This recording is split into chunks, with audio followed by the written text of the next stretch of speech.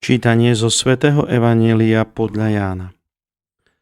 Ježiš povedal: Veru, veru, hovorím vám, kto nevchádza do ovčinca bránou, ale prelieza inokade, je zlodej a zbojník. Kto vchádza bránou, je pastier oviec. Tomu vrátnik otvára a ovce počúvajú jeho hlas. On volá svoje ovce po mene a vyvádza ich. Keď ich všetky vyženie, kráča pred nimi a ovce idú za ním, lebo poznajú jeho hlas. Za cudzím nepôjdu, ba ujdu od neho, lebo cudzí hlas nepoznajú. Ježiš im to povedal takto obrazne, ale oni nepochopili, čo im to chcel povedať.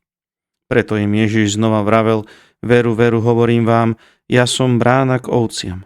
Všetci, čo prišli predo mnou, sú zlodeji a zbojníci, ale ovce ich nepočúvali. Ja som brána. Kto vojde cezo mňa, bude spasený. Bude vchádzať i vychádzať a nájde pastvu.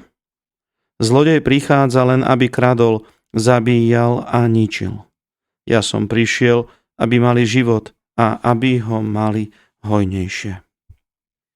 Počuli sme slovo Pánovo.